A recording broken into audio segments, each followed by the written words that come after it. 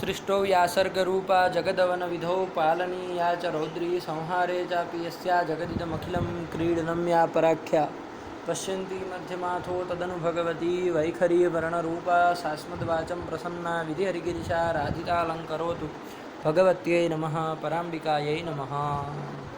चलिए, तो हम लोगों ने मंगलवाद देख लिया, ठीक है ना। इति तक आया था, इति अंतिम आया ना, हेतुत्वाद इति, तो ये यहाँ पर इति मंगलवाद। हाँ, अब इसके आगे चलना है। लगा ही लिए आप यहाँ तक का पाठ, कोई दिक्कत नहीं ना है। ये मंगलवाद को भूलना नहीं है, विचार करते रहना है समय समय पर, है कि नहीं है। कोई टॉपिक ले लिया, जैसे प्राचीनों का मत ले लिया, है कि नहीं, तो वो सब प्राचीनों के मत में भी पहले पूर्व पक्ष ले लो। पूर्व पक्ष विचार कर लिया, मान लीजिए किसी दिन, तो पूर्व पक्ष का चर्चा क्रम से करते चलिए कि क्या पूर्व पक्ष हुआ, क्या अनुमान किया, क्या हुआ, समस्या आई। फिर पूर्व पक्ष में कोई यदि छोटे छोटे उत्तर पक्ष आए हो तो उसको भी कर दिया, फिर उसका खंडन, ये सब कर दीजिए। फिर दूसरे दिन मान लीजिए समय मिला, चलो उत्तर पक्ष देख लिया जाए प्राचीनों के मत में, है कि नहीं, तो वो विचार कर ले, तो दिमाग में रहता है पूरा। वरना वो सब अनुमान ऐसे कोई थोड़ी ना होगा ये आपके दिमाग में याद रहेंगे। वैसे आप लोग ग्रंथ याद किए हैं तो रह रहेंगे, कोई दिक्कत नहीं है, लेकिन फिर भी विचार करना पड़ता है कि नहीं। तो वो सब करना है, वो आप लोगों का काम है। अब आगे चलते हैं हम लोग। क्या आया, मूले करके आ रहा है। क्या आ रहा है, अत्र मूले मतलब कारिकावल्याम। यहाँ से मूल मतलब यहाँ मूल करके न्याय सिद्धांत मुक्तावली मत ले लेना, है ना, क्योंकि इसका मूल तो वस्तु तो देखा जाए तो न्याय सिद्धांत मुक्तावली होगा ना, लेकिन मूले मतलब परम मूले, उसका भी मूल जो कारिकावली है उसमें मूले इत्यादि। नूतन इत्यादि क्या आया, नूतन जलधर रुचये गोपवधूति दुकूल चौराय तस्मै कृष्णाय नमः संसार महीरुहस्य बीजाय। तो बस उसी की व्याख्या आप करने जा रहे हैं। नूतन जलधर रुचये इत्यादि इत्यादि जो भी पद आए उनको कर रहे हैं। क्या कर रहे हैं, नूतनो यो जलधरो मेघस्तस्य रुचिरिव रुचिर्यस्य तस्मै। आया कि नहीं, नूतनो यो जलधर, नूतन जो जलधर, जलधर मतलब मेघ, है ना, बादल। नूतन जो जलधर होते हैं ना, बादल होते हैं ना, वो उसको क्या कहेंगे, नूतन जलधर। जलधर में क्या करते हैं, जलधर मतलब कैसे बनाते हैं, जलधर जलम धरती इति जलधर, यही बनाएंगे ना। जलधर मतलब क्या, जल क्या जलम धरती इति जलधर, बनेगा रे से। अरे कर्म उपज में हो जाएगा तो कर्मण्यन लग जाता है ना। अरे कुंभम करोति इति तो यहाँ पर भी जलम धरती इति जलधार, ये बनेगा ना, जलधार बनेगा, जलधारा नहीं बनेगा। तो क्या बताए थे, धरती इति धरः जलस्य धरः इति जलधर, तब ऐसे बनाना है। नहीं समझाए थे क्या, नूतन जलधर रुचये, जब शुरुआत में हम तो व्याख्यान कर दिए, दिनकर अब कर रहा है कि नहीं है, लेकिन हम लोग कर तो लिए थे।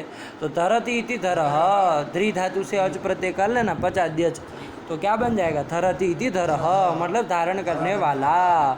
अब कस्य धरः, तो जलस्य धरः इति जलधर, फिर षष्ठी तत्पुरुष समास कर दो। आया कि नहीं आया, वो जलम धरती करते हैं तो उपद समास हो जाता है।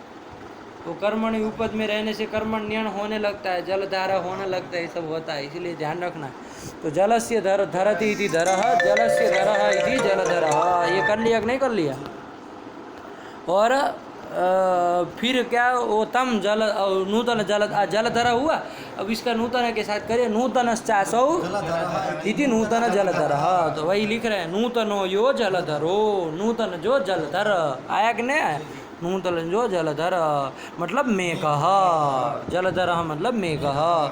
तस्य रुचिरिव रुचिर्यस्य, तस्य मतलब मेघस्य रुचि ही, मेघ की कोई रुचि होगी कि नहीं होगी, मेघ की क्या रुचि होती, जो भी रुचि होती है ऐसी रुचि है जिनकी, ऐसे कौन, भगवान कृष्ण है। तस्मै इत्यर्थ, नूतन जलधर रुचये का ये अर्थ है कि नूतन जो जलधर मेघ है उनके रुचि के सदृश रुचि वाले जो भगवान कृष्ण हैं, तस्मै नमः। आया कि नहीं आया, यही पंक्ति लगाओ, नूतनो यो जलधरो मेघः तस्य रुचिरिव रुचिर्यस्य तस्मै। नूतन जलधर रुचये। ये अर्थ लिख रहे, समास समास विग्रह विग्रह नहीं लिख रहे, विग्रह ऐसे लिखा भी नहीं जाता। आएगा ना, विग्रह बोलना हो तो कैसे बोलोगे? धरती इति धरः, जलस्य धरः इति जलधरः, नूतनश्चासौ जलधरः इति नूतन जलधरः, नूतन धरस्य रुचिः इति नूतन जलधर रुचि ही, षष्ठी तत्पुरुष कर लेना पहले। अब नूतन जलधर रुचि ही जब बन गया, उसके बाद अब करोगे दूसरे रुचि के साथ उसका समास बहुरी। क्या करोगे? नूतन जलधर रुचिरिव रुचिर्यस्य सः, यस्य सह नूतन जलधर रुचि ही, यही बनेगा। बनना चाहिए नूतन जलधर रुचि रुचि ही, ऐसा बनना चाहिए कि नहीं बनना चाहिए?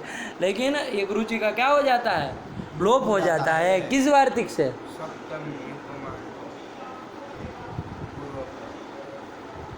क्या बोलो? सप्तम युपमान पूर्व पदस्य बहुव्रीहिर वाच्यो वा चोत्तर पद रूप। इससे आया कि ना? सप्तम युपमान पूर्व पदस्य वाचो वाचोत्तर पद, उपमान वाचक पद है ना यहाँ पर। यहाँ क्या किया जा रहा है? देखो, नूतन जलधर की रुचि के सदृश रुचि है भगवान कृष्ण की, तो भगवान कृष्ण की जो रुचि है उसमें उपमा दी जा रही है ना, कि वो किसकी तरह रुचि है? तो नूतन जलधर के रुचि की तरह रुचि है। तो उपमा जहाँ दी जाती है ना, वहाँ दो चीज़ आपको पकड़ लेनी है ना, मोटे मोटे से दो चीज़ पकड़ लेनी। एक तो उपमेय कौन है और एक उपमान कौन है। क्या? उपमेय कौन है और उपमान कौन? उपमान मतलब उपमीयते अनेन इति उपमानम, जिसके द्वारा उपमा दी जाए उसको क्या कहा जाएगा? उपमान। उपमान कहा, जिसकी उपमा दी जाए, जिसके द्वारा दी जाए, जो भी कहिए वो क्या कहलाता है? उपमान कहलाता है।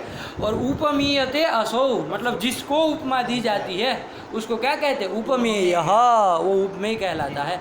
तो भगवान कृष्ण को नहीं दे रहे, भगवान कृष्ण की जो रुचि है, रुचि मतलब इच्छा, भगवान कृष्ण की जो रुचि है वो उसमें उपमा दी जा रही है ना, उसको उपमा दी है। तो उपमेय कौन हुआ यहाँ पर? क्योंकि रुचि उपमेय हुई, उपमान कौन हुआ? उपमान हुआ नूतन जलधर रुचि, नूतन जलधरों की जो रुचि है वो उपमान हुई, क्योंकि उसी के सदृश भगवान कृष्ण की रुचि कह रहे हैं ना। आया कि ना? तो उपमान वाचक पद कौन हुआ? नूतन जलधर रुचि, ये पद हुआ कि नहीं? उपमान वाचक पद हुआ। वो पूर्व पद है कि नहीं है? उस पूर्व पद जो उपमान वाचक पूर्व पद है उसका जो उत्तरखंड है, पूर्व उपमान वाचक जो पूर्व पद है नूतन जलधर रुचि, इसमें उत्तरखंड क्या है? नूतन जलधर नहीं रुचि, रुचि ये उत्तरखंड है ना। उसमें समास किए थे कि नहीं किए थे? नूतन जलधर से रुचि इति नूतन जलधर रुचि, उसमें कोई पूर्व खंड है कोई उत्तरखंड है। तो पूर्व खंड क्या है? नूतन जलधर, और उत्तरखंड क्या है? रुचि। तो उस उत्तरखंड का लोप होता है, यही तो वो कह रहा है। क्या है?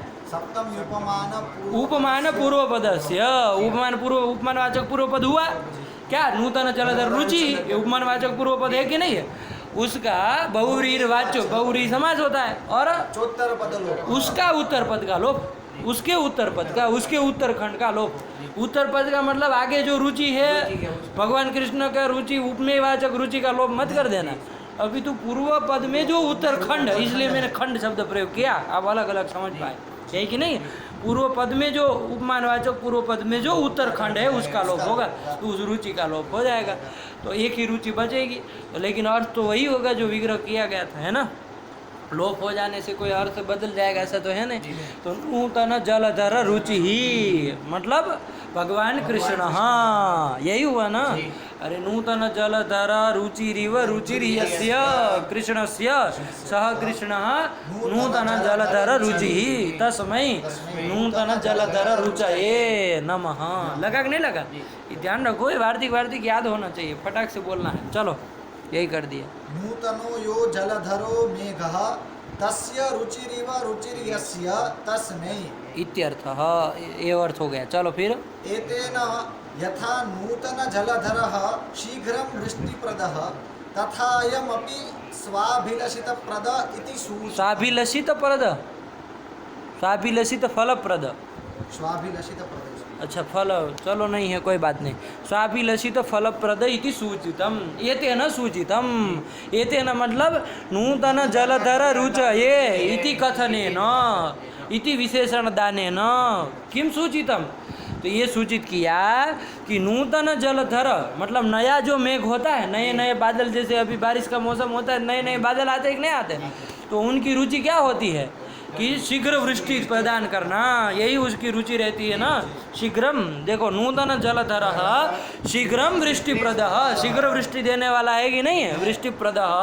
तथा अयम अपि, तथा अयम कृष्णोपि, ये कृष्ण भी ऐसे है, कैसे, साभिलषित फलप्रद, भक्तों का मतलब भक्तों का जो अभिलषित फल होता है उसके प्रद मतलब देने वाले होते हैं। कौन, भगवान कृष्ण। तो उनकी तरह ही रुचि हुई कि नहीं हुई?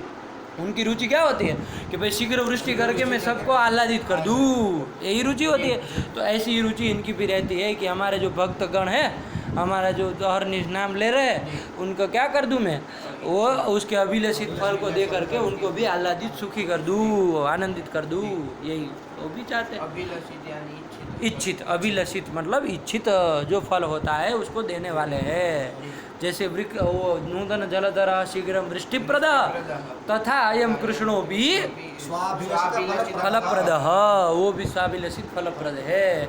इति सूचितम, किसके द्वारा, नूतन जलधर रुचये, इस विशेषण के द्वारा ये सूचित किया भगवान कृष्ण ऐसे है ना, स्वाभिलषित फल देने वाले हैं।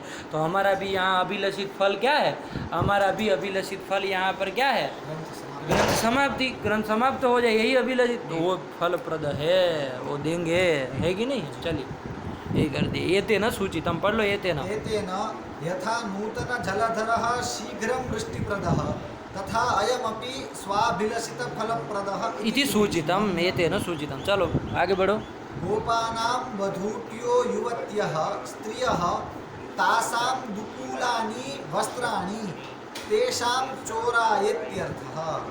देखो, बिना कुछ प्रतीक लेके, आप लोगों के पास जो पुस्तक है उसके अनुसार मैं कह रहा हूँ, हमारे पास पुस्तक है उसमें इस तरह का नहीं है, कुछ प्रतीक नहीं लिया, गोपवधूटी का बस सीधे इत्यर्थः कर दिए।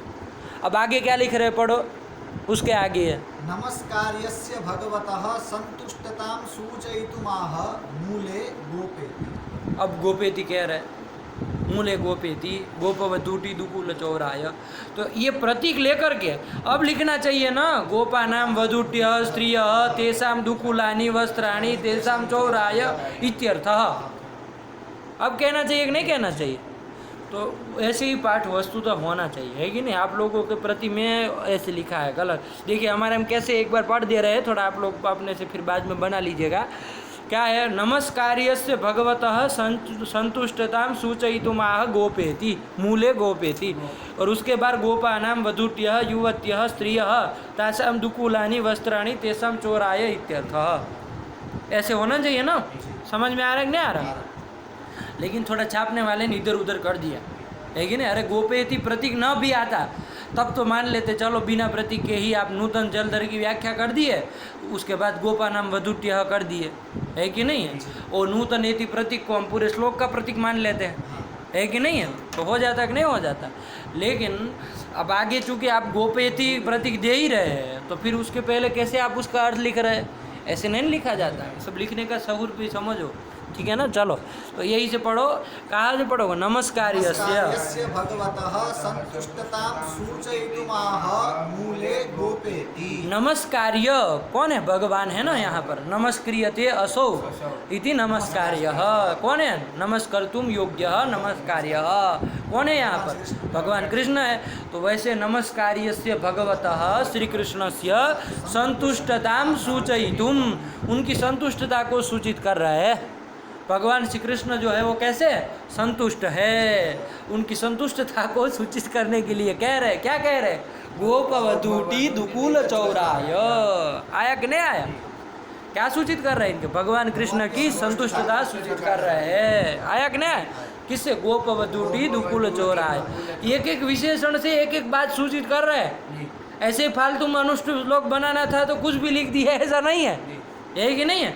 भगवान कृष्ण को नूतन जलधर रुचये कहा तो कुछ सूचित करना चाह रहे ग्रंथकार, क्या सूचित करना चाह रहे वो सब बता दिए कि भाई जैसे नूतन जलधर शीघ्र वृष्टिप्रद होता है, उसी प्रकार भगवान कृष्ण भी स्वाभिलषित फलप्रद होते हैं, है कि नहीं है, ये सूचित कर दिए नूतन जलधर रुचये के द्वारा। अब यहाँ पर अब क्या सूचित कर रहे हैं? भगवान की संतुष्टता, नमस्कार्य जो भगवान है उनकी संतुष्टता को सूचित कर रहे हैं। किसके द्वारा? गोपवधूटी दुकूल चौराय। संतुष्टता सूचित हो रही है कि नहीं हो रही है? क्या हो रही है? क्या लिख रहे हैं? नमस्कार्यस्य भगवतः संतुष्टतां सूचयितुमाह। उनकी संतुष्टता सूचित कर रहे हैं। गोपवधूटी दुकूल चौराय, है ना? ये संतुष्टता सूचित कर रहे हैं। नहीं सूचित हो रही है?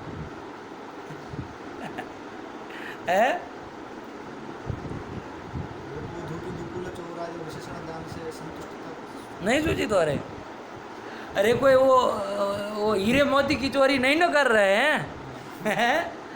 हीरे मोती चोर रहे क्या? किसी का रुपया पैसा चोर ले रहे क्या? ऐसा नहीं ना। हमारे भगवान संतुष्ट है, बहुत संतुष्ट है कि नहीं है? उनको कोई चोर है मतलब आप ये मत समझ लेना कि लोभी है, ऐसा कुछ नहीं समझ लेना। वो जो चोर है मतलब कि वो गोपवधूटी के दुकुल के चोर है, और वो भी चोर किस लिए? तो उसकी कथा वगैरह जानेंगे तो पता चलेगा वो शिक्षा देने के लिए, ये भी नहीं कि उसको बेच के रुपया कमाना था, है कि नहीं है? तो गोपवधूटी दुकुल चौराय के द्वारा क्या कर रहे हैं? नमस्कार्यस्य भगवतः संतुष्टतां सूचयति, है ना? सूचयितुम आह, क्या? मूले गोपेति, मूले मतलब कारिकावल्याम, गोपवधूटी दुकूल चौराय। अब उसका अर्थ बोलो। गोपवधूटी, गोपानाम वधूट्यः, वधूट्यः मतलब युवत्यः, स्त्रियः, है ना? अरे गोप की वधूटी, वधूटिया मतलब युवत्यः स्त्रियः, है ना? युवत्यः स्त्रियः, युवान युवती स्त्री थी ना, बूढ़ी नहीं थी, युवती सूर्य तब स्नान करने गई थी, तो वही कह रहे वधूट्यः मतलब युवत्यः स्त्रियः, हाँ, पत्नियाँ उनकी, हाँ। तासाम दुकूलानी मतलब वस्त्राणी, दुकूल कहते हैं वस्त्र को। तेसाम चोराय, उनके चोर है, चोरी करने वाले हैं, ऐसे चोराय श्री कृष्णाय नमः। आया कि नहीं? यही कर दिए। समास बोलना हो तो कैसे बोलोगे? गोपानां वधूट्यः। गोपा पहले बना लो ना, गोपा नाम सीधा वो कर दिए। गोपा बनाओ, गाहा पांति इति गोपा, गाहा पांति। अरे गायों का जो पालन करते हैं, पांति पारक्षण है ना, पांति कहाँ बनता है? वहीं बनता है, पारक्षण का पांति बनता है ना। अरे पापाने का पांति नहीं बनता है, उसका पीबा आदेश हो जाता है, शीत परे रहने पर पिबती पिबता पिबंती बनने लगता है कि नहीं? वो पापाने धातु का। लेकिन पारक्षण का क्या बनता है? पाति पांति। तो गाहा पांति मतलब गायों की जो रक्षा करते हैं। गायों की रक्षा कौन करता है? सरकार थोड़ी न करती है, वो ग्वाले जो होते हैं वही रक्षा करते हैं, उनको सुबह शाम खिलाते हैं, यही करते हैं, तो वही गायों के रक्षक हुए ना। तो गाहा पांति इति गोपाहा, है कि नहीं है? तेषाम मतलब गोपानाम वधूट्यः इति गोपवधूट्यः, तासाम गोपवधूटीनाम दुकूलानी इति गोपवधूटी दुकूलानी, तेषाम मतलब गोपवधूटी दुकूलानाम चोरः इति चोरः तस्मै गोपवधूटी दुकूल चौराय। आया कि नहीं? ये देखो, चोर शब्द भी है, चौर शब्द भी है, दोनों का एक ही है। चोर एवं चौर है कि नहीं? स्वार्थ में ही जो भी प्रत्यय अनादि प्रत्यय करेंगे वो स्वार्थ में ही होता है। तो कहीं कहीं गोपवधूटी दुकूल चौराय ये भी पाठ मिलता है, कहीं कहीं गोपवधूटी दुकूल चौराय ये भी पाठ मिलता है। आपके उसमें कौन पाठ है? गोपवधूटी दुकूल चौराय, चौराय है। तो दिनकरी में क्या लिखा है? गोपानां वधूट्यो युवत्यः स्त्रियः तासां दुकूलानि वस्त्राणि तेषां चोराय, चौराय लिखा है। तो ध्यान रखना, चौराय भी वो चौराय पाठ होगा, तो चौराय और चौराय पाठ है, तो चौराय बोल देना, अर्थ दोनों का एक होता है। चोरी करने वाला जो होता है ना, चोरयति इति चोरः, वो कर्ता अर्थ में किया है, जो भी प्रत्यय किया है, चोरयति इति चोरः, चोरी करने वाला जो होता है उसको क्या कहा जाता है? चोरः। और चोर एवं चौरः ये कर दिया तो चौरः बन गया, अर्थ वही होगा। आया कि नहीं? दोनों शब्द है संस्कृत में। हिंदी में तो हम लोगों का चोर शब्द ही है, हिंदी गुजराती में चोर ही कहते हैं ना, चोर चोरी कर गया, है ना, चौर चोरी कर गया नहीं कहेंगे, है ना, चौर कहेंगे तो घबरा जाएगा, कौन हो गया, क्या हो गया, तो चोर, तो यही है। चलिए यहाँ पर क्या है, चोर, चौराय, चौराय, जो भी हो दोनों लगा लेना। चलो यही कर दिया, पढ़ लो। गोपानाम वधूट्यः, गोपानां वधूट्यो युवत्यः स्त्रियः तासां दुकूलानि वस्त्राणि तेषां चोराय इति अर्थः, ये अर्थ है उसका, ये मतलब है कि नहीं, न कि विग्रह। चलो इसको कर दिए। फिर क्या आया, तस्मै इति तस्मै इति, मूल में आया कहीं, तस्मै क्या श्लोक, कृष्णाय नूतन जलधर रुचये गोपवधूटी दुकूल चौराय तस्मै, ये तस्मै आया ना। अब तस्मै में लिखने, तस्मै का प्रतीक लेके लिख रहा है। देखो एक एक शब्द पे कुछ न कुछ टिप्पणी है कि नहीं है। तस्मै इति क्या कह रहे, तस्मै इति तच्छब्दः सामान्यतः सकल जन प्रसिद्धत्व सूचनाय, यहाँ पूर्ण विराम है ना जी, इसमें नहीं किया पगले ने, लेकिन होना चाहिए, है ना। तत्शब्दः सामान्यतः सकल जन प्रसिद्धत्व सूचनाय, यहाँ तत्शब्द जो है ना वो किस लिए है, तो सकल जन प्रसिद्धत्व सूचित करने के लिए। तस्मै मतलब प्रसिद्धाय तस्मै, तत्शब्द उसी के लिए प्रयुक्त होता है ना, प्रसिद्ध के लिए, वरना नाम लेके बताना पड़ता है कि नहीं है, वरना नाम लेके बताना पड़ेगा। लेकिन जो आदमी प्रसिद्ध हो, अरे वो तो बहुत अच्छा है, क्यों नाम लेना, क्योंकि प्रसिद्ध है। तो तत्शब्द जो यहाँ है वो उसका प्रसिद्धत्व सूचित करने के लिए। बात समझ में आए कि नहीं। देखो ये ग्रंथ क्यों ऐसा लिखना पड़ा, तस्मै मतलब कह देते श्री कृष्ण आया, है कि नहीं, इतना क्या करने की जरूरत। देखो एक नियम है, यत् तदोर नित्य संबंध, क्या है, यत् तदोर नित्य संबंधः, यत् और तत् शब्द का नित्य संबंध होता है। यत् तत् शब्द जहाँ है वहाँ यत् जिसको कहता है वही तत् कहता है, तो यत् तत् जो होते हैं नित्य संबंध होता है। केवल तत् शब्द कहीं नहीं मिलेगा, केवल यत् शब्द नहीं मिलेगा, आया कि नहीं आया। तो यत् तत् का नित्य संबंध होता है। अब इस श्लोक में कहीं यत् शब्द आया, कहीं नहीं, पूरे पढ़ लो। नूतन जलधर रुचये गोपवधूटी दुकूल चौराय तस्मै कृष्णाय नमः संसार महीरुहस्य बीजाय, यत आया कहीं पर, तो यत है ही नहीं। चला है, बस कर रहे, समाप्त कर। अच्छा वहाँ बैठे, तो फिर आप प्रस्थान करिए, मैं पहुँचता हूँ। बैठे उनको, अच्छा ऐसा है, तो मैं ख़त्म कर लूँ एक कुछ, है कि नहीं। यत नहीं ना आया, यत तदोर नित्य संबंध, ठीक है ना।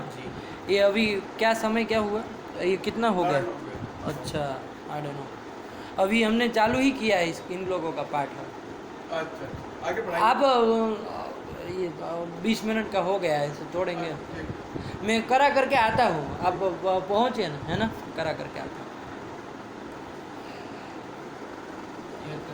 यत तदोर नित्य संबंध, यत और तत् का क्या होता है, नित्य संबंध। यहाँ यत शब्द है क्या, नहीं है, तो फिर तत् का कहाँ कैसे अन्वय क्या करेंगे, नहीं ना होता। जैसे मैं एक दूसरा दृष्टांत बताऊँ, जहाँ यत है और तत् भी है। मूकम करोति वाचालम पंगुम लंघयते गिरम यत कृपा तमहम वंदे परमानंद माधव। मतलब यत कृपा, यस्य कृपा मुकम वाचालम करोति, गूंगे को वो वाचाल कर देते हैं, वाग्मी कर देते हैं, है कि नहीं है। और पंगुम जो लंगड़ा है उसको लंघयते गिरिम, उसको गिरी का लंघन करा देते हैं, पूरा का पूरा वो माउंट चढ़ा देते हैं। ऐसे यस्य कृपा, यत कृपा मतलब यस्य कृपा, कस्य कृष्ण, यस्य कृष्णस्य कृपा तम कृष्णम अहम वंदे, तम कृष्णम परमानंदम माधवम वंदे, आया कि ना। तो यत से जिसको लिया गया वही तत् से लिया गया। तो यत हो तो तत् कहना तो जायज है, यत तो कहीं कहा ही नहीं है, तो तत् फिर कहना क्या मतलब का, तत् का अन्वय कैसे करें, क्या करेंगे, नहीं ना हो पाता। तो इसलिए उन्होंने कहा कि तस्मै क्यों कहा यहाँ पर, यत तो था नहीं, तो इसलिए तस्मै का कर दिए कि वो प्रसिद्ध तत्व सूचित करने के लिए। ऐसे तस्मै कृष्णाय नमः, मतलब तस्मै प्रसिद्धाय कृष्णाय नमः, तो तत्शब्द के द्वारा प्रसिद्ध तत्व सूचित कर रहा है। आया कि नहीं आया। देखो उधर आपका वो राम रुद्र में देखो, इसका बनाया होगा। यत् तदोर नित्य संबंधात्, मिला कि नहीं मिला है उसको बताओ। यत् तदोर नित्य संबंधात् प्रकृत श्लोके च यत्पदाभावात् कथम संगति ही। ये प्रश्न आया कि नहीं? यत तद और नित्य संबंध है, यत और तद का नित्य संबंध होता है। प्रकृत श्लोक में यत पद है नहीं, यत पदाभावात् कथम संगति ही, संगति कैसे होगी भाई, यद है ही नहीं तस्मै कैसे कह दिया? अरे यह सुंदर तम आनय, ये ठीक है, तम आनय, ये कौन मतलब होता है? सुंदर तम आनय, अरे सीधा कहो सुंदरम आनय, ये क्या यत है ही नहीं तो तत् की कैसे संगति होगी? नहीं ना होगी, बिना यत के तत् की संगति नहीं होगी। इति हृदय आशंक्य, ऐसी आशंका करके प्रकृते तत्शब्दस्य प्रसिद्धार्थकतया न यत पदार्थापेक्षा इति समाधत्ते। यहाँ पर प्रकृति में जो तत्शब्द आया, इससे आशंका पहले समझ में आई, इस आशंका का समाधान कर रहे हैं। कैसे कर रहे हैं? यत जो है वो किमर्थक है?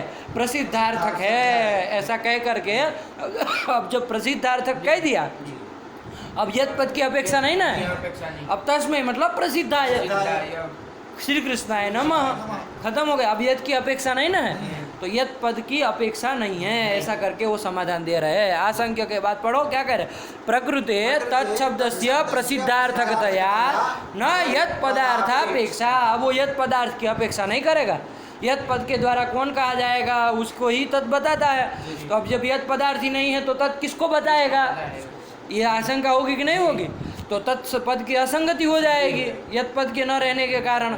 तो उस आशंका का समाधान इस तरह से कह रहे हैं कि तत्शब्द जो है वो यहाँ पर प्रसिद्धार्थक है, तस्मै प्रसिद्धाय कृष्णाय नमः। तो अब प्रसिद्धार्थक जब कर दिया तो यत पदार्थ की अपेक्षा है, तो यत पद के न रहने पर भी कोई हर्जा नहीं है। आया कि नहीं आया? वरना तत्पद जो है ना वो यत पदार्थ की अपेक्षा करता है, क्योंकि यत पद का जो अर्थ होता है ना वही तत्पद का होता है। अब जब यत पद ही नहीं है तो तत्पद बताएगा किसको? आया कि नहीं आया? यही बात है, लगा कि नहीं लगा? एक है, इसलिए मूल में लिखना पड़ा। ये सब छोटी छोटी बातें है कि नहीं है, जो बहुत कुछ बातें बताती है ना छोटी छोटी पंक्तियों में, तो ये सब समझना। अब ऐसे हम रामरुद्री पढ़वाएंगे ना, आप लोगों को लगा लेना अपने से, बात बता दूंगा मैं जो आप समझना है। चलिए मूल पढ़ो। तत्शब्दः सामान्यतः सकल जन प्रसिद्धत्व तो सूचनाय, सामान्यतः प्रायशः सकल जन प्रसिद्धत्व, सकल जन में प्रसिद्धत्व सूचित करने के लिए तस्मै कृष्णाय नमः, उस कृष्ण को नमस्कार। उस कृष्ण को मतलब सब लोग जान रहे हैं, ये चीज़ आ नहीं रही है, अनुभव करिए इस चीज़ को, ऐसे केवल रट मत लीजिए कि उन्होंने कह दिया प्रसिद्धार्थक तो प्रसिद्धार्थक है कि नहीं, ऐसा नहीं, ऐसा होता है। तस्मै कृष्ण है, उस कृष्ण को नमस्कार। तो उस कृष्ण को, किस कृष्ण को? यदि नहीं जानते होते तो बोल पाते, यदि सकल जनों में प्रसिद्ध नहीं होता तो हम कह पाते उस कृष्ण को नमस्कार। लोग कहते किस कृष्ण को नमस्कार है कि नहीं? लेकिन चूंकि प्रसिद्ध है इसलिए कह सकते हैं, है कि नहीं है, कि तस्मै कृष्णाय नमः। चलिए, तो वही तत्शब्द प्रसिद्धार्थक को यहाँ पर लिया है, तो कोई आपत्ति नहीं है यद पद के न रहने पर भी। चलिए हो गया, आगे चलो। एतेन भगवतो नमस्कार प्रकारी भूतापकर्षावधित्वम् उक्तम्। एतेन उक्तम, एतेन मतलब क्या ना, तस्मै में चतुर्थी है कि नहीं है? तत्शब्द की कहाँ का चतुर्थी में तस्मै बना है ना, गे हुआ था, गे को स्मै हो गया है, तो स्मास्मिन करता है पागल तरीका, सर्वनामना स्मै नहीं, सर्वनामना परस्य गे है स्मेर्यादे, गे है स्मै स्यात्, स्मै आदेश हो जाता है। चलिए, तो तस्मै बन गया। तो यहाँ जो चतुर्थी की गई है उसके द्वारा, चतुर्थी के द्वारा, ये तेना मतलब तस्मै पूरे के द्वारा नहीं, तस्मै में जो चतुर्थी है, स्मै है, उसके द्वारा कुछ उक्तम, क्या उक्तम पढ़ो। भगवतो नमस्कार प्रकारी भूतापकर्षावधित्वम् उक्तम्। आया कि नहीं? भगवान का नमस्कार प्रकारी भूत जो अपकर्षावधित्व था वो अवधित्व मुक्तम, वो चतुर्थी के द्वारा अवधित्व बताया जा रहा है। क्या बताया जा रहा है? अवधित्व बताया जा रहा है। अब किसकी अवधि, क्या अवधि, थोड़ा समझते हैं इसको सही से। क्या कहा? तस्मै नमः, ये कहा ना, नमः मतलब नमस्कार है कि नहीं, नमः का मतलब नमस्कार। तो नमः का मतलब क्या है, थोड़ा वो बोला जाए, वो नमः मतलब मोटे मोटे से आप हिंदी में तो नमस्कार अर्थ करते हैं, लेकिन क्या अर्थ होता है नमः मतलब स्वापकर्ष। नमस्कार का बोले थे ना अर्थ, नमस्कार का अर्थ सब जगह विचार करते हैं कि क्या अर्थ होता है नमस्कार मतलब क्या, तो वो अंजलि शिरा संयोग व्यापार और क्या क्या क्या क्या सब करते हैं। यहाँ पर ध्यान से समझो उसको, अब आया ही है प्रसंग उस चीज़ का। तो स्वापकर्ष प्रकारक बोधानुकूल व्यापार। नमस्कार का क्या अर्थ है? स्वापकर्ष बोधानुकूल व्यापार। क्या? स्वापकर्ष प्रकारक बोधानुकूल व्यापार है ना? स्वापकर्ष प्रकार का बोधानुकूल व्यापार। ठीक है ना? जैसे आप जो है, ये जो है कौन, विश्वनाथ पंचानन भट्टाचार्य जी, वो भगवान कृष्ण को नमस्कार करेंगे हैं, वो जिस तरह से करे, बोल करके करे कि दंडवत करे कि जो करे, वो जैसे ही करेंगे तो उनको क्या बोध होगा? भगवान कृष्ण को क्या बोध होगा कि अयम अपकृष्ट है ना, अयम अपकृष्ट, ये बोध होगा कि नहीं होगा? अयम अपकृष्ट, ये अपने को अपकृष्ट समझ रहा है, मतलब अपकृष्ट है मेरे अपेक्षा, है कि नहीं है?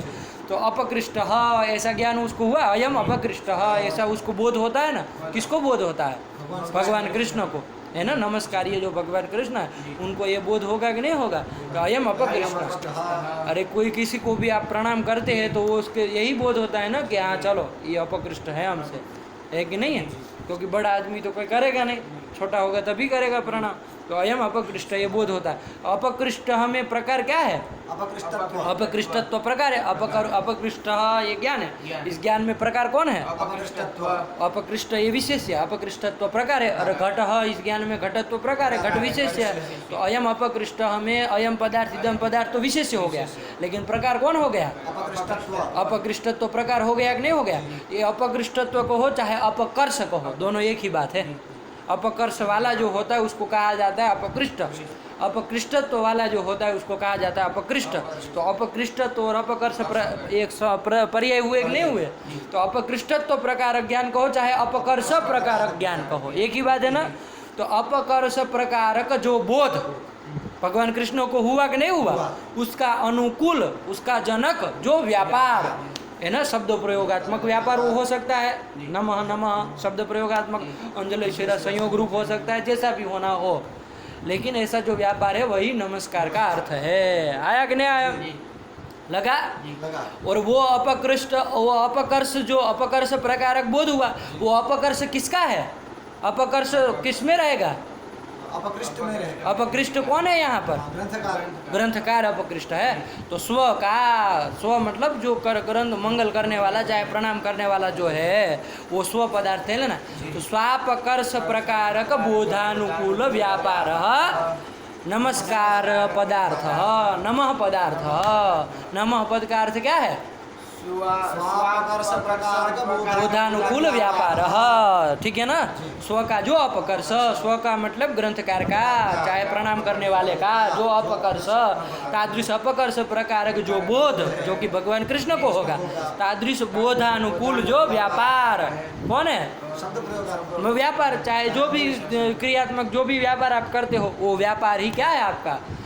नमः पदार्थ है, वही नमः पद का नमस्कार का अर्थ है। लगा कि नहीं लगा? ये है। अब स्वप का अपकर्ष, ये तो नमः पद का अर्थ हुआ। स्व का अपकर्ष मतलब ग्रंथकार का अपकर्ष। अपकर्ष जब कहते हैं मतलब अपकृष्टत्व कहते हैं, तो प्रश्न होता है किसकी अपेक्षा? अवधि की अपेक्षा करता है कि नहीं करता है? तो कौन है अवधि यहाँ पर? भगवान श्री कृष्ण। किसकी अपेक्षा? किसकी अपेक्षा? ये ग्रंथकार जो है वो अपकृष्ट है, भगवान श्री कृष्ण की अपेक्षा। तो अपकर्ष की अवधि कौन है? भगवान कृष्ण है कि नहीं है? तो अवधि भगवान कृष्ण है। भगवान कृष्ण में क्या रहेगा? अवधित्व। अवधित्व रहेगा। वो अवधित्व जो है वही चतुर्थी का अर्थ है। उस चतुर्थी के द्वारा वो अवधित्व बताया जा रहा है। अवधित्व किसका है? भगवान कृष्ण में है। भगवान कृष्ण का जो अवधित्व है वो किसका? नमस्कार जो आपका है, नमस्कार पदार्थ क्या है? नमस्कार पदार्थ क्या? नमस्कार पद का नमः पद का अर्थ क्या है? प्रकार का बोधानुकूल व्यापार है। उसमें प्रकारी भूत कौन है? अपकृष्टत्व। अपकृष्टत्व चाहे अपकर्ष, तो वो प्रकारी भूत, नमस्कार का प्रकारी भूत जो अपकर्ष है, उस अपकर्ष की अवधित्व को सूचित कर रहा है चतुर्थी। आया कि नहीं आया? वो अवधित्व किसमें है? भगवान कृष्ण में है। यही बात वो बता रहे, मतलब चतुर्थी का अर्थ है अवधित्वम, यही बताना चाह रहे। उसी को लिखा है, पंक्ति से लगाओ, अनेन एतेन, मतलब चतुर्थिया, इस चतुर्थी के द्वारा, तस्मै में जो चतुर्थी है उस चतुर्थी के द्वारा भगवतो मतलब भगवतः नमस्कार प्रकारी भूतापकर्षावधित्वम् त्वम उक्तम, लगा कि नहीं लगा? नमस्कार का प्रकारी भूत जो अपकर्ष तदवधित्वम, क्योंकि अपकर्ष है तो कोई अवधि जरूर होगी, है कि नहीं है? वो अपकर्ष जो है वो ग्रंथकार में रहेगा, लेकिन किसकी अपेक्षा है? तो कोई अवधि सीमा कोई होगी कि नहीं होगी?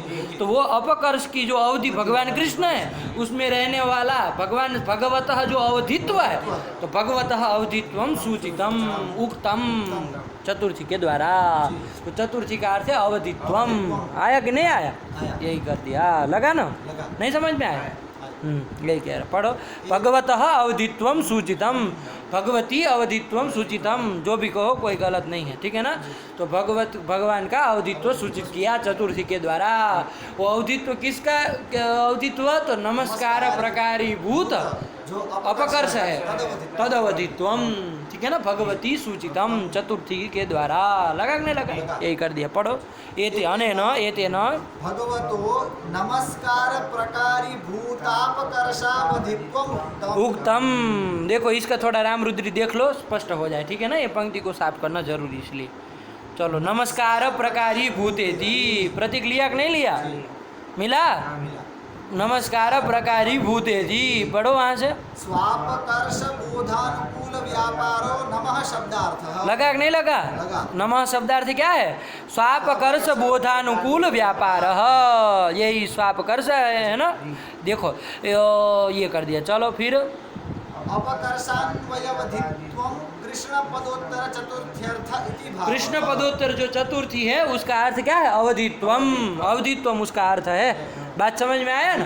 मतलब कृष्ण की जो कृष्णनिष्ठ जो अवधि है ना, कृष्ण में अवधि है, तो कृष्णनिष्ठ जो अवधित्वम, अवधि नहीं अवधित्वम, वो अवधित्व जो है वो चतुर्थी का अर्थ है। आया कि नहीं आया? वो अवधित्व का अन्वय कहाँ होगा? अपकर्ष के साथ अन्वय होगा। तो पूरा को पूरा बोध करना हो तो क्या करेंगे? श्री कृष्णावधिक जो अपकर्ष, श्री कृष्ण है अवधि जिस अपकर्ष की, ऐसे अपकर्ष ऐसे अपकर्ष को क्या कहेंगे?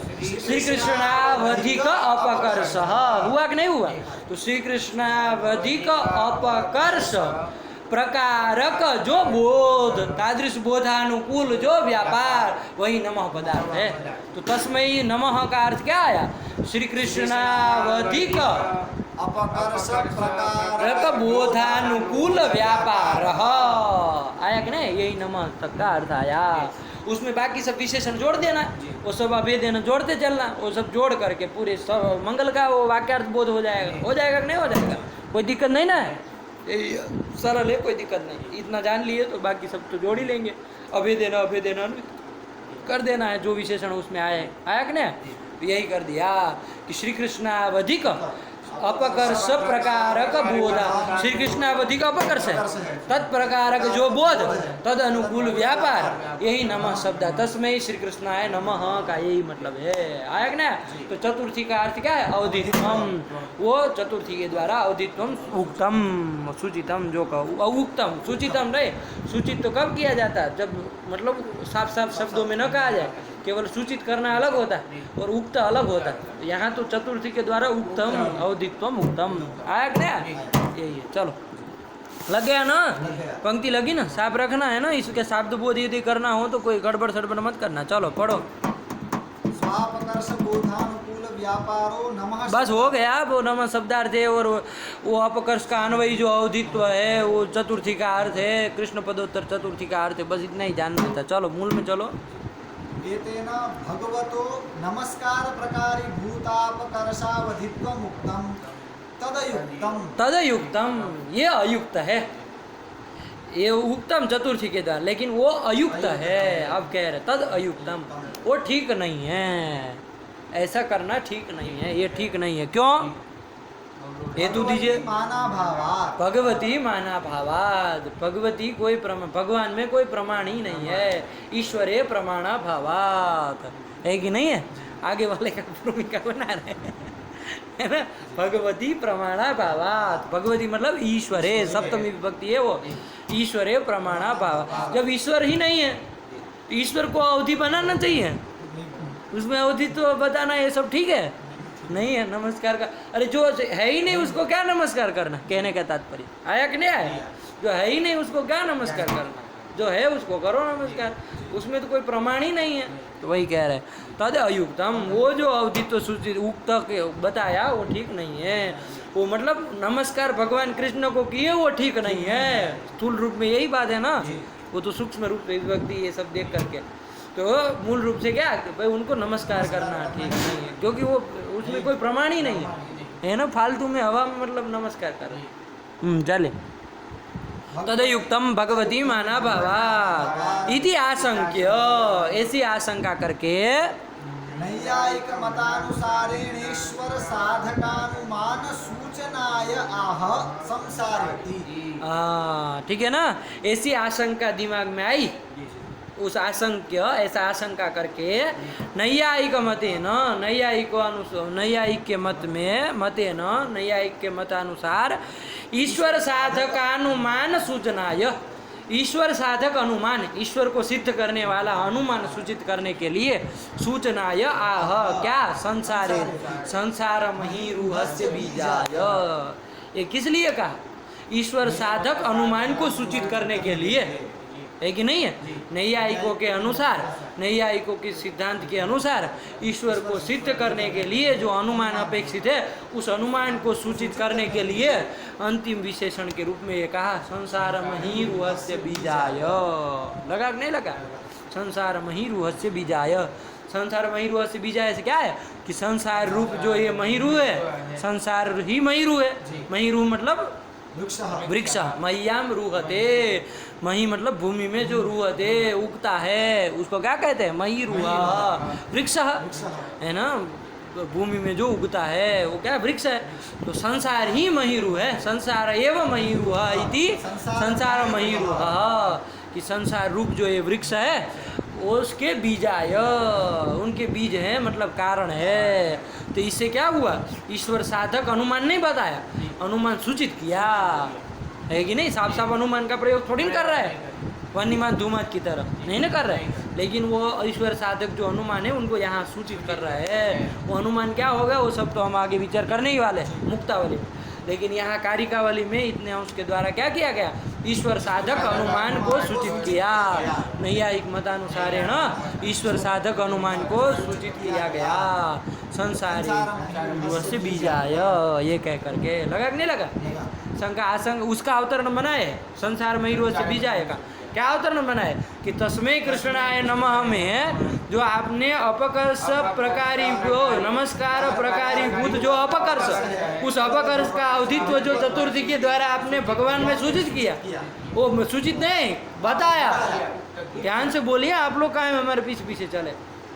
जो बताया गया वो ठीक नहीं है, मतलब अपकर्ष की अवधि को आप भगवान कृष्ण को बताए वो ठीक नहीं है। क्यों? ईश्वरीय प्रमाणा भावा, ऐसी आशंका रख करके, ऐसी आशंका करके उन्होंने क्या किया?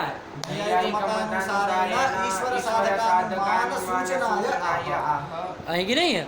उस आशंका को रख करके उस ईश्वर साधक अनुमान को सूचित करने के लिए संसार महीरूह से बीजायो, ये चतुर्थ पाद में ये आपका क्या किया? ये विशेषण दिया गया है। बात समझ आए ना? एक एक विशेषण का कुछ कुछ प्रयोजन है उसमें। चतुर्थ पद का ये शंका के समाधान करने के लिए, शंका हुई है उसका खंडन करने के लिए, शंका का समाधान करने के लिए ईश्वर साधक अनुमान करना पड़ेगा कि नहीं करना पड़ेगा? तो अनुमान तो नहीं बता रहे, लेकिन उस अनुमान को सूचित जरूर कर रहे हैं कि संसार रूप जो ये महीरू मतलब वृक्ष है उसके बीज है मतलब कारण है। कौन? भगवान कृष्ण। ऐसे कृष्णाय नमः।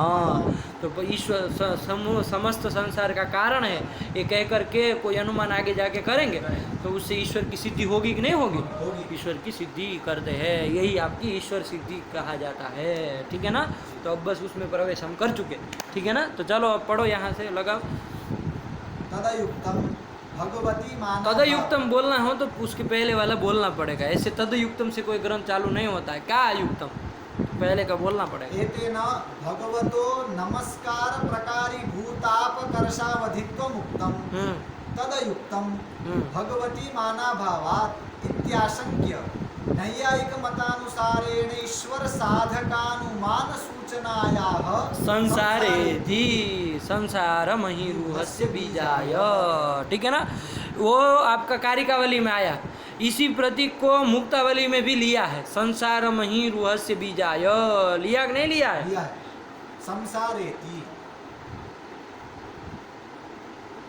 लिया कि नहीं लिया? तो बोलो संसारेति। इसके बाद क्या लिख रहे हैं? संसार एव महिरूहो वृक्षः तस्य बीजाय निमित्त कारणाय।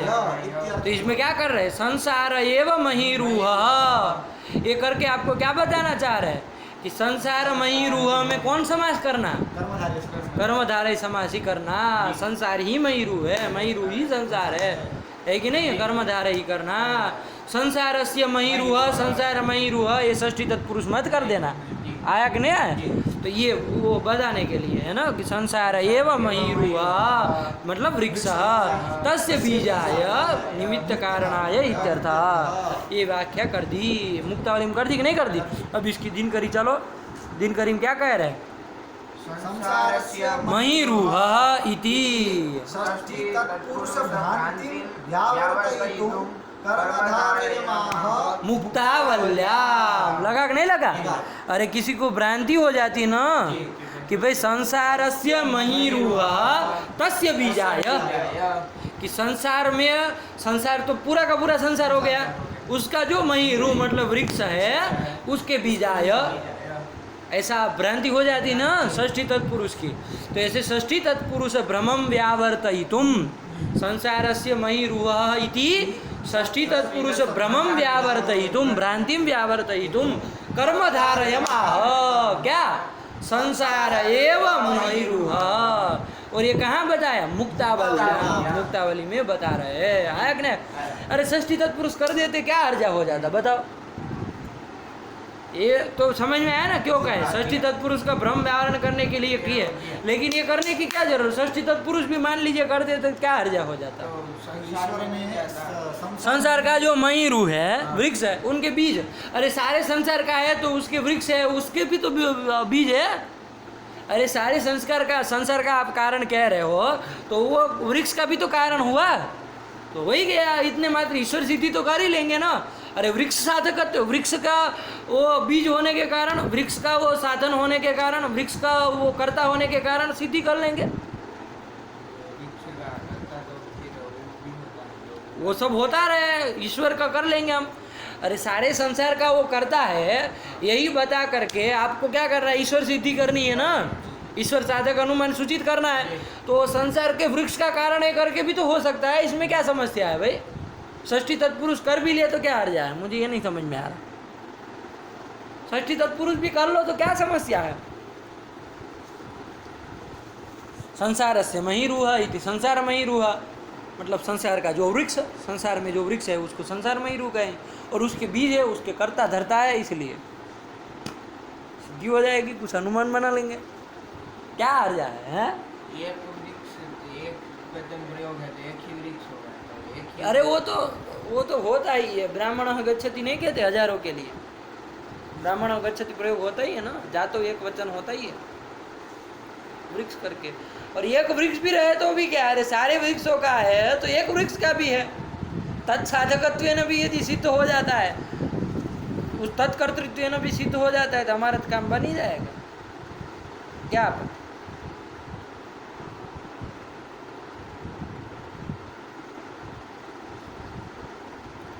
अरे जो सारे संसार का कारण है उसको केवल एक किसी का कारण बताना अनुचित है ना।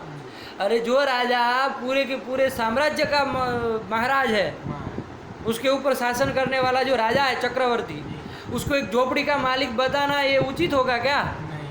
है कि नहीं? ठीक नहीं ना होगा भाई। तो इसलिए वो जबकि उसका भी है ही, तो वो सारे संसार का है तो झोपड़ी का मालिक भी है ही, लेकिन वो ठीक है क्या? अरे आप तो इतनी झोपड़ी के मालिक हैं, ये कहना ठीक होगा? ये तो वो हो जाएगा, वो गुस्से में आ जाए, गुस्सा कर देगा।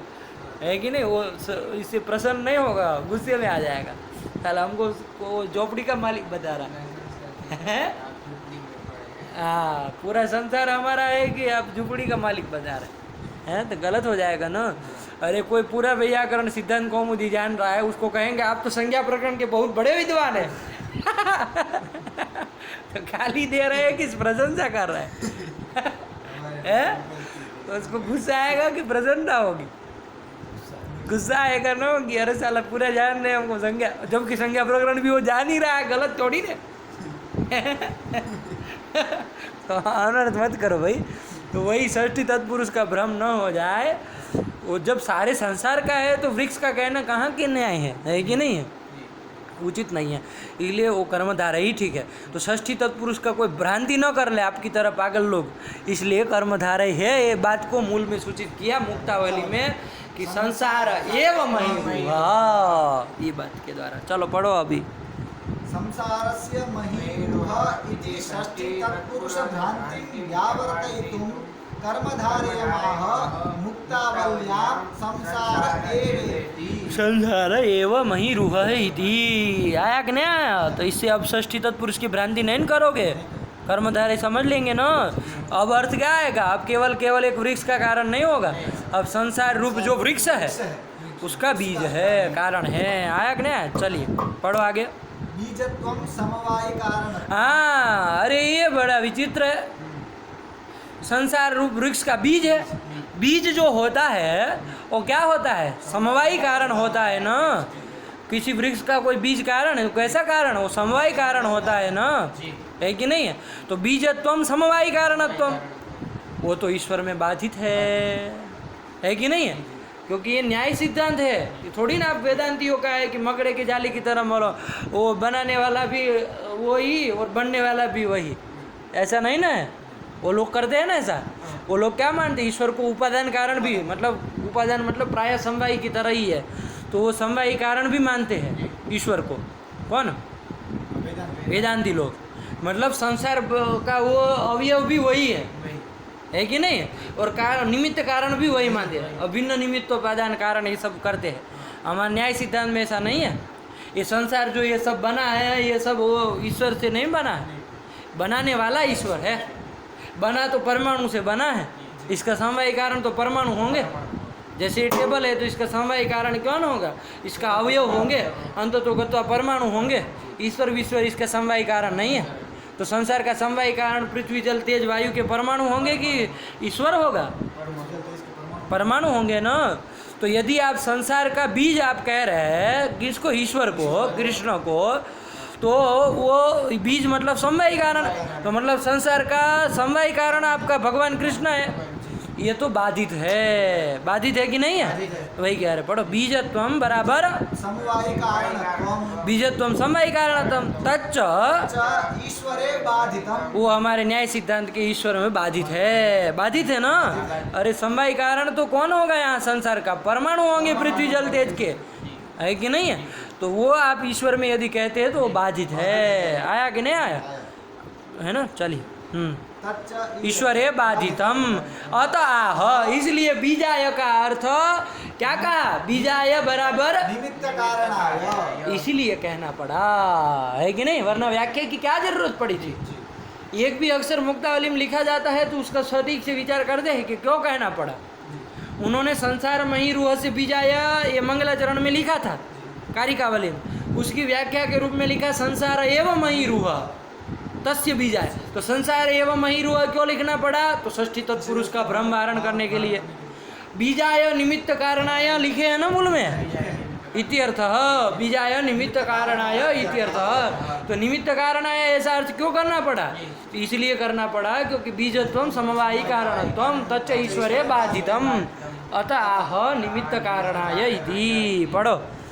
बीजत्वं समवायी कारणत्वं तच्च ईश्वरे बाधितम अतः आह निमित्तेति। क्या? निमित्त कारणाय इत्यर्थः, कि वो बीजाय मतलब निमित्त कारणाय, मतलब संसार रूप जो ये वृक्ष है उसका वो क्या है? निमित्त कारण है। बीज से भ्रम मत कर लेना कि समवाय कारण, निमित्त कारण है, निमित्त कारण है। आया कि नहीं? निमित्त कारणाय कृष्णाय नमः।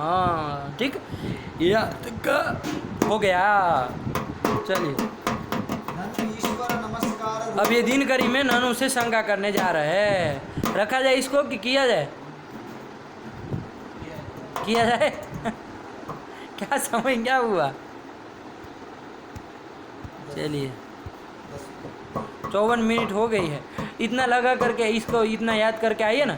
अब यहाँ से वस्तुतः अब हमको ईश्वर सिद्धि में प्रवेश करना है कि नहीं है? ईश्वर सिद्धि की वैसे भूमिका तो बनी गई। तच्च युग ईश्वरे माना भावात करके शंका उठा दी। इस आशंका का समाधान करने के लिए ही मूल में क्या, वो कारिकावली में क्या कहा? संसार महिरुहस्य बीजाय। इसके द्वारा क्या सूचित कर रहे हैं? वो ईश नैयायिक मत है ना, ईश्वर साधक अनुमान सूचित कर रहे हैं, है कि नहीं है? वो अनुमान क्या होगा, कैसे होगा, वो सब आगे आने वाला है। यही पूरा का पूरा ईश्वर सिद्धि प्रकरण है। तो मंगलवाद के बाद ये ईश्वर सिद्धि प्रकरण आता है। यहाँ तक के छुट्ट पुट्ट बीच में ये हुआ ना, थोड़ा नूतन जलधर रुचा है, वो सब बातें लगा ली, है कि नहीं है? वो सब लगा करके याद करके आई है। फिर हम कुछ ईश्वर सिद्धि पे चले कि ननु करके, है कि नहीं है?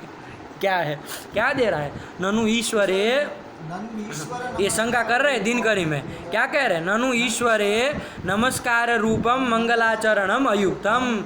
ये ईश्वर का आपने मंगल नमस्कार रूप मंगलाचरण किया कि नहीं किया? ईश्वरे शब्द में लिखी है। ननु ईश्वर नमस्कार रूपम। हाँ, ऐसे होना चाहिए, कोई बात नहीं।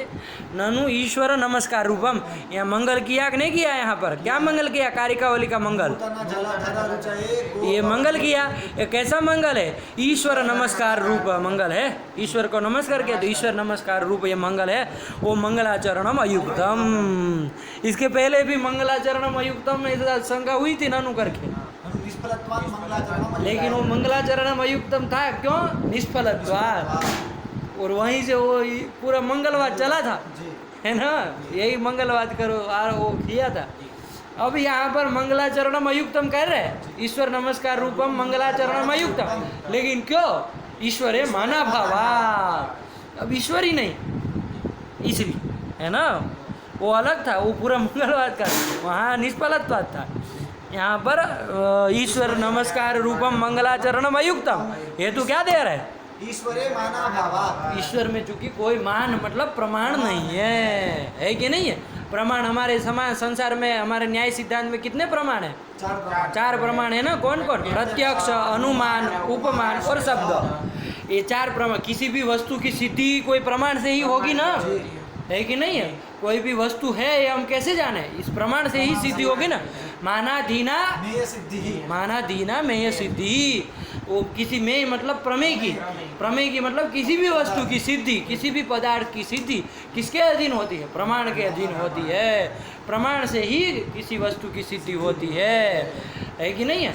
जैसे यहाँ पर एक कूपी ये पड़ी है, तो ये कूपी की स्थिति किससे हो रही है? कूपी है, ये कैसे जान रहे हैं? प्रत्यक्ष प्रमाण से। प्रत्यक्ष प्रमाण क्या होती है? इंद्रिया होती है ना। इंद्रियम प्रत्यक्षम प्रमाणम। आया कि नहीं आया? कहाँ आया? क्या कहा? इंद्रियम प्रत्यक्षम प्रमाणम। प्रत्यक्ष प्रमाण क्या है? वो इंद्रिया ही होती है ना। इंद्रियार्थ सन्निकर्षो व्यापार। और प्रत्यक्ष ज्ञान जो है वो फल है। आया कि नहीं आया? यहाँ प्रत्यक्ष के विषय में आप लोग ध्यान रखिए, जब प्रमाण की बात चली है, यहाँ पर प्रमाण जो होता है वो भी प्रत्यक्ष कहलाता है, प्रमा भी प्रत्यक्ष कहलाती है। आया कि ना? वो अनुमान में अनुमान प्रमाण है और प्रमा अनुमिति है। उपमान प्रमाण है और प्रमा उपमिति है। शब्द प्रमाण है और प्रमा शाब्द है। शाब्द बोध, शाब्द जो भी कहो वही है। आया कि नहीं? तो यहाँ पर कोई भी कहने का तात्पर्य किसी भी वस्तु की स्थिति किससे होती है? प्रमाण से ही होती है। मानादीना मेय सिद्धि ही। कहाँ पर आया है वाक्य? सांख्य कारिका में आया। मानादीना मेय सिद्धि ही। आया कि नहीं आया? कि मानादीना प्रमाणादीना मेय सिद्धि प्रमेय सिद्धि ही। प्रपर जोड़ दो। प्रमाणादीना प्रमेय सिद्धि। प्रमेय मतलब पदार्थ। वस्तु, किसी भी वस्तु की सिद्धि प्रमाण के अधीन होती है। यहाँ पर ये क्या कह रहा है कि ईश्वर नमस्कार रूप, शंका करने वाला ननु से क्या कह रहा है कि ईश्वर नमस्कार रूप जो आप मंगल कर रहे हैं वो अयुक्त है, वो ठीक नहीं है, क्योंकि ईश्वर में ही कोई प्रमाण नहीं है। जब ईश्वर में कोई प्रमाण नहीं तो ईश्वर को नमस्कार करना चाहिए। ईश्वर नमस्कार रूप मंगलाचरणम अयुक्तम ईश्वरे माना भावाद, ईश्वर में कोई प्रमाण नहीं है। तो अब आप क्या देंगे, प्रमाण देना पड़ेगा ना। तो ये कह रहा है कि कोई प्रमाण नहीं है और उसको युक्ति से सिद्ध करेगा, ऐसे केवल हवा में नहीं बात चलाएगा कि कोई प्रमाण नहीं है ना। प्रमाण हमारे यहाँ क्या चार होते हैं ना न्याय सिद्धांत में, कौन कौन होते हैं? प्रत्यक्ष, अनुमान, उपमान और शब्द। तो इसमें से कोई प्रमाण के द्वारा ईश्वर की सिद्धि नहीं हो सकती है। प्रत्यक्ष प्रमाण जैसे क्या है बताओ? इंद्रिया। इंद्रिया कितनी है? 6 है ना। कौन कौन है? घ्राण, रसना, चक्षुस्त्वक, श्रोत्र और मानस। मन, मन, मानस इंद्रिय है। मन, मानस तो प्रत्यक्ष ज्ञान। अभी कुछ और बोलोगे तो जबड़ा तोड़ देंगे। कितनी इंद्रियां है? 6 इंद्रियां हैं। वही प्रत्यक्ष प्रमाण है। 6 इंद्रियों का क्रम से नाम बोल सकते हो? घ्राण, रसना, चक्षुस्त्वक, श्रोत्र। श्रोत्र क्या बोल रहे हो? श्रोत्र। हाँ, मन। मन। तुम बोलो। घ्राण, रसना, चक्षु, त्वक। त्वक, श्रोत्र, मन। मन। इस मूर्खों को क्रम से इंद्रियों के नाम तक नहीं आते, निकले हैं न्याय पढ़ने हैं क्या? घ्राण, रसना, चक्षु। अरे उसके अनुसार है ये नाम। आपके पृथ्वी, जल, तेज, वायु, आकाश, काल। पार्थिव इंद्री कौन होती है? घ्राण इंद्रिय। तो पृथ्वी पहले था तो घ्राण पकड़ लिया, घ्राण। फिर दूसरा कौन था? जल। जली इंद्री कौन होती है? तो घ्राण रसना पकड़ लिया, है ना। फिर तीसरा कौन है? तेज। तेजस इंद्री कौन होती है? चक्षुर इंद्रिय। तो वो चक्षु को तीसरे नंबर पे रखा। फिर आया वायु। वायवी इंद्री कौन होती है? त्वक इंद्री। चौथे को उसको पकड़ा। 5 में कौन है? आकाश है। आकाशीय इंद्री, श्रोत्र रूप। वो आकाशीय इंद्री कौन होती है? श्रोत्र। श्रोत्र मत बोल देना, श्रोत्र एक ही मात हो। श्रोत्र ये ओ वाला है, ऐसे मूर्ख व्याकरण है कि ओ और ओ में अंतर नहीं जानते। श्रोत्र ये 5वें नंबर की हो गए, और मन लास्ट में आपका अकेला पड़ा ही है तो उसको 6वें नंबर में डाल दिए। 6 इंद्रिया क्रम से कौन कौन हुई? घ्राण, रसना, चक्षु, त्वक, श्रोत्र, मन। कभी भी इस क्रम में इधर उधर नहीं करना। यही क्या है? इंद्रिया ही प्रत्यक्ष प्रमाण है। यही प्रत्यक्ष प्रमाण है ना। तो इससे किसी से सिद्धि हो सकती है ईश्वर का? ये कोई प्रमाण हो कह सकते? प्रत्यक्ष प्रमाण आप ईश्वर में कह सकते हैं? जैसे एक कूपी थी, ये मोबाइल है, ये जो मनुष्य है, ये गंगा बह रही है, ये सब जो आप देख रहे हैं, इसकी सिद्धि कैसे हो रही? चक्षुर इंद्री से हो रही है कि नहीं है? उससे हो रही है। आप कोई मान लीजिए कोई सुगंध आ रही, जैसे गंगा जल का कुछ सुगंध आ रही है कि नहीं आ रही है? सूंघने पर आ रही है, तो उसकी सिद्धि हो रही है। किससे हो रही है? तो घ्राण इंद्रिय से होती है। तो ऐसा कोई भी इंद्रियों से कोई प्रत्यक्ष प्रमाण, मतलब कोई भी इंद्रिय नहीं है जिससे ईश्वर जी की सिद्धि हो पाए। आया कि नहीं आया? इसी तरह कोई अनुमान प्रमाण भी नहीं है कि नहीं? इसको विस्तार से विचार करेंगे कल हम, लेकिन अभी केवल भूमिका के तौर पर बीजारोपण केवल कर दे रहे है ना। अनुमान प्रमाण भी कोई नहीं है। जैसे वन्नी, जो पर्वत में वन्नी हमसे आँख से दिख तो नहीं रही, लेकिन उसका साधक कोई है कि नहीं है? अनुमान प्रमाण है। अनुमान प्रमाण से क्या होता है? वहाँ पर वन्नी की सिद्धि होती है। वैसा कोई यहाँ वहाँ कौन धूमलिंग से होती है ना, तो धूमलिंग से हम क्या कर देते हैं? वन्नी की सिद्धि कर दे। पर्वत हो वन्यमान धूमात, तो धूम से क्या कर देते हैं? वन्नी की सिद्धि होती है कि नहीं होती है? तो वैसे यहाँ पर कोई लिंग भी नहीं है ईश्वर को सिद्ध करने के लिए। कोई है लिंग ऐसा कोई कि जिस लिंग को देख करके हम कहें कि ये है तो इसका मतलब ईश्वर होगा? ऐसा नहीं ना कोई लिंग है। जैसे वन्नी का साधक धूम लिंग है, वैसा कोई ईश्वर को साधक कोई लिंग अनुमान प्रमाण नहीं ना, कोई अनुमान प्रमाण नहीं है। उपमान प्रमाण कोई है? उपमान प्रमाण कोई है ही नहीं। और उपमान प्रमाण एक बात ध्यान रखना, उपमान प्रमाण से पदार्थ की सिद्धि नहीं होती है, क्योंकि उपमान प्रमाण से क्या होता है? उपमिति होती है। उपमिति क्या चीज़ है? संज्ञा, संगी, संज्ञा और संगी का संबंध ज्ञान, यही उपमिति है। तो संज्ञा संगी का संबंध ज्ञान होता है, वो किसी की पदार्थ की सिद्धि नहीं कर सकता है। कर सकता है क्या? कोई संज्ञा होगा, कोई संगी होगा, इन दोनों का संबंध ज्ञान करा सकता है वो। जैसे गवयो गवय पदवाच्य, गवय पहले से सिद्ध है, आँख से देख रहे, गवय शब्द सुना हुआ है। वो संज्ञा और संगी जो है, उन दोनों का संबंध मात्र वो अनुमिति उपमान प्रमाण से होता है कि नहीं है? कोई पदार्थ की सिद्धि नहीं ना कर रहा है, उससे गवई की सिद्धि नहीं होती है, ध्यान देना। वो गवई जो है नील गाय, उसकी सिद्धि नहीं होती है आपकी उपमान प्रमाण से। केवल संज्ञा संगी का ज्ञान होता है, संज्ञा संगी का नहीं, संज्ञा संगी के संबंध का ज्ञान है कि नहीं है? तो उपमान प्रमाण से तो ईश्वर की सिद्धि नहीं ना हो सकती, उसमें तो बात ही नहीं है। और शब्द प्रमाण से भी सिद्धि नहीं हो सकती है। क्या शब्द प्रमाण है? जैसे आपको नहीं पता वहाँ गंगा क्या पड़ा है, कोई आप तो पुरुष, जैसे मैंने कह दिया आपको कि भाई गंगा नद्या तीरे पंच फलानी संति, तो वहाँ जो नदी के तीर में, गंगा के तीर में 5 फल है जो ना आपको दिख रहे ना उसका कोई, लेकिन फिर भी आपको उसकी सिद्धि हो रही है कि नहीं हो रही? तो उसमें शब्द प्रमाण है, ऐसे हुई।